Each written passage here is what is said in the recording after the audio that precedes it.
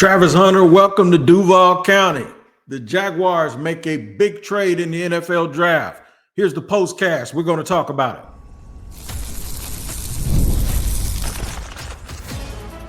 You are Locked On Jaguars, your daily Jacksonville Jaguars podcast. Part of the Locked On Podcast Network, your team every day.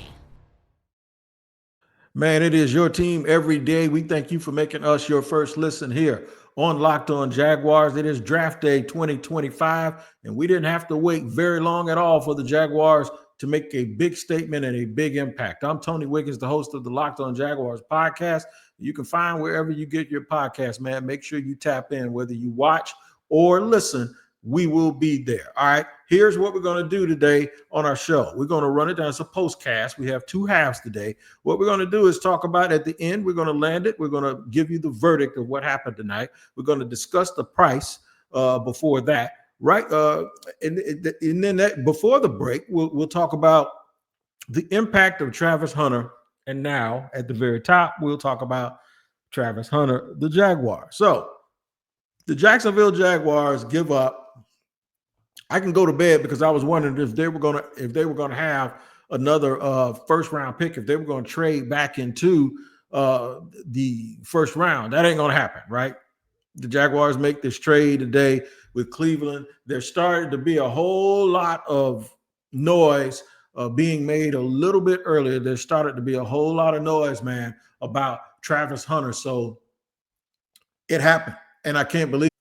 The Jacksonville Jaguars under James Gladstone, Tony Bacelli, and Liam Cohen have made probably the biggest, boldest move in the history of this franchise, and maybe one of the 7 or 8 boldest moves in the draft that didn't involve a quarterback in the history of the National Football League. And I'm happy. I really am. If you'd have told me they gave, in fact, somebody earlier today put up a scenario where the Jacksonville Jaguars were giving up all of that stuff, and I said, you got to be out of your mind. I heard Daniel Jeremiah earlier say they're going to give up a second this year or one next year and then some change. And I was like, they ain't doing that. It's a new day in the National Football League. That is exactly what the Jacksonville Jaguars have done. Travis Hunter, the best player in this draft, one of the most dynamic players we've ever seen in college football, is now a Jacksonville Jaguar. And they said they were going to be bold. They said they were going to get people that were intangibly rich, and he is rich intangibly.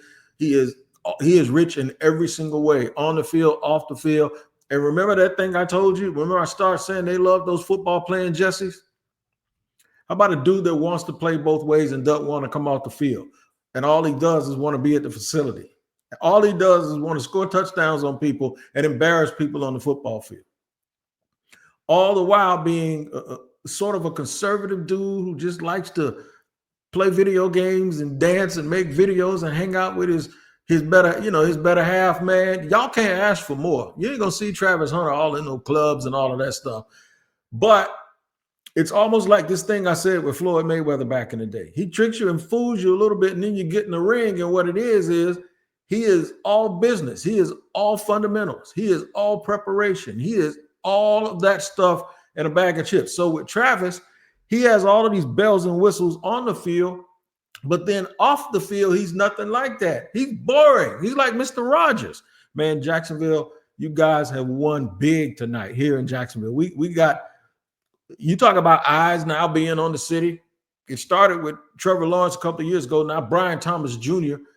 is making noise across the National Football League. Everybody knows who he is. He's recognizable. And now you get Travis Hunter to play defense and offense. Now, listen, even those that thought that there wasn't enough done in the defensive backfield, y'all going to be quiet tomorrow, because guess what?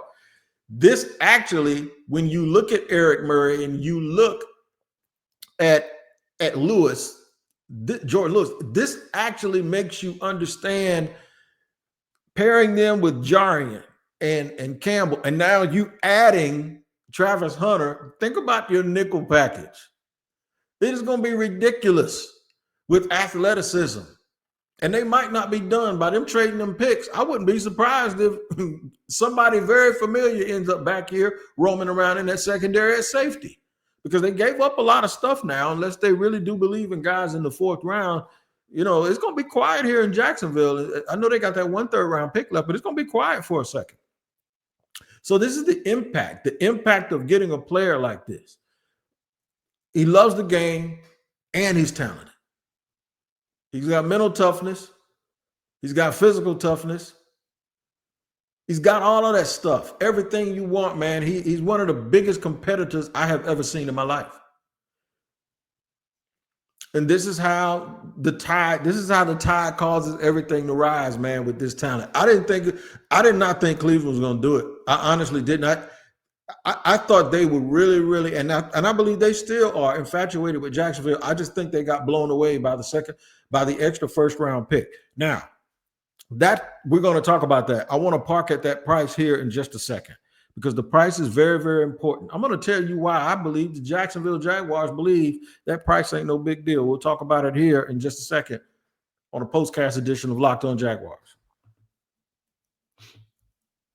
All right, today's show is sponsored and brought to you by Monarch Money. Ever check your bank account and wonder where did all my money go? Yeah, I did that just yesterday. Between dining out, online shopping, and entertainment, it's easy to lose track. That's where Monarch Money comes in and your personal CFO, giving you full visibility and control over your finances. Monarch Money isn't just a budgeting app. It's a complete financial command center.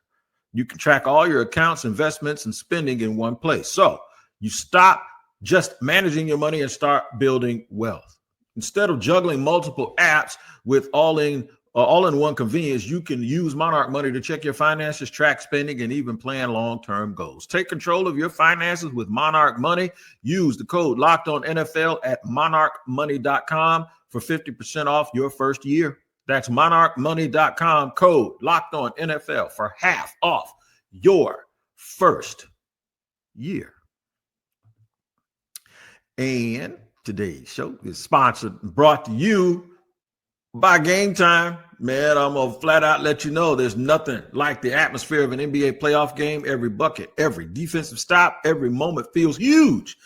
It's electric in the arena, and with Game Time, you can be part of it without the stress of last-minute ticket hunting. Game Time makes it easy and fast to get playoff tickets, even when demand is sky high. Prices on the app actually go down as tip-off gets closer, and their last-minute deals can save up to 60%.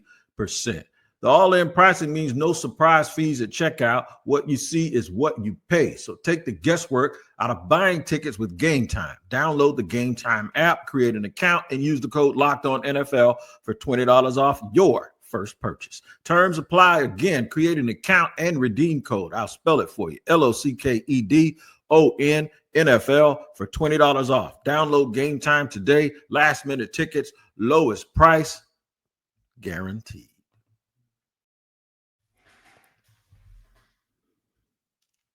Continuing to roll along here on the postcast where the Jacksonville Jaguars have made Colorado wide receiver defensive back Travis Hunter the newest member of the Jacksonville Jaguars franchise. And there are a lot of happy people here in Jacksonville. There are some people, though, that have a little bit of trepidation. And that trepidation involves the price that was paid for Travis Hunter. As I'm going to pull this up real quick to make sure I don't miss any of these picks because it was a lot, right? I was hoping that we could see them draft another player here tonight or either early tomorrow. That ain't going to happen. And they gave away the 36th pick in this draft.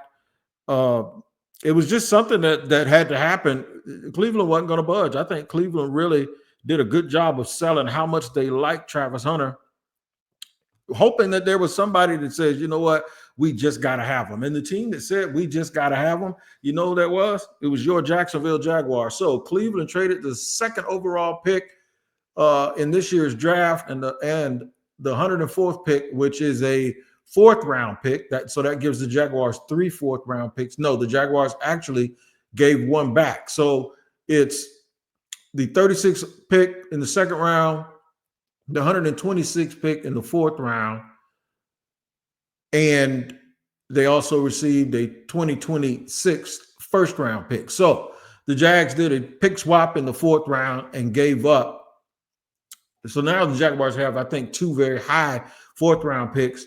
Then they still have their 2 third round picks, and they gave up next year's first round pick and a second round pick this year. So, I mean, what does it mean price wise? It means that they believe that there were two options, that you were either going to get one of the 2 or 3 great players that they needed in this draft, or they were going to move back. And when they moved back, they were going to get a quantity of a whole bunch of people. They wanted instant impact.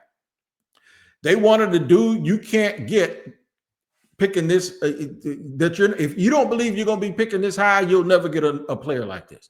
And they believe that this year they're going to win more games. They're not going to be back here next year. So if you're thinking that they believe or they think in any way that with the addition of Travis Hunter and the things that they've done in the offseason means that they're going to be picking in the top half of the draft, I think you're mistaken. So I think what they believe is the pick we traded for next year, it ain't going to be no top 10 pick. It ain't going to be a top 15 pick. Hell, if we have it our way, it won't even be a top 20 pick.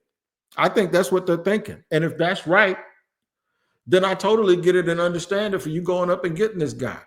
Also, we talked about questions that these things could answer. How you think they feel about Gabe Davis now? This is one of those things that we talked about. The fact that they would do all of this, and granted, you would almost have to have a Pro Bowl level wide receiver to not do this for this particular player with the way that they're going to use him. This dude gives the Jaguars organization a lot of juice. And I like the fact that they're betting on themselves. They're not hedging their bets. Now, we're going to have a lot of discussions whether it's right or wrong, but this goes to the confidence that they have in themselves. What is the likelihood that Travis Hunter ain't going to be a good player? It's got to be less than 1%. I don't care how you feel about, what they gave up or where he's going to be used or whether or not he can play 2 positions and if he's going to get tired. Who doesn't think that at some point that even if this kid, even if all he does, bro, is just turn around and say, play me at wideout, even if he does that, says just play me at wideout, I count him to Ocho Cinco. And think about him on the team where he usually is a dude that's going to get doubled. You can't double him and double Brian Thomas Jr. at the same time. He's going to get a lot of clean looks because of that. And he also, because, especially if Jarian Jones develops like we hope he can, along with Jordan Lewis and Tyson Campbell, he ain't going to have to play a lot on the other side of the ball. And you can pick and choose the situations where you put him in playing. So while I don't think he can do it full-time at the highest level possible, I think he can do either one of them full-time and be an all-pro at either one. I think if he does both, he'll probably be an all-pro anyway at one and then just be a dude that everybody looks at in the other way. I just think he is a generational player, and I like and believe that the Jaguars were so convicted to go up and get him the way that they did. It shows that they believe that he is going to be a sensational player. And I love the fact that just when everybody's all hot and bothered and high and mighty and all of that stuff on Brian Thomas Jr., which everybody knows way before he was even picked last year, I thought he was going to be a great player. The Jaguars did not rest on that and go, okay, yeah, we got a number 1 receiver. No, they went and got another one. One of those them people. That's how you win when you have those people on your team. That's how it gets done. And I could not be happier for the Jacksonville Jaguar. I could not be happier for the Jacksonville Jaguar fan base that needs some good mojo on this franchise. They need some good stuff to happen for them. And tonight it did. Travis Hunter is a Jacksonville Jaguar. We'll talk more about this, talk more about the impact, what it means for other players on the team on Locked On Jaguars tomorrow. Make sure you tap in as you do each and every day. Thank you for joining us for this postcast of Locked On Jaguars.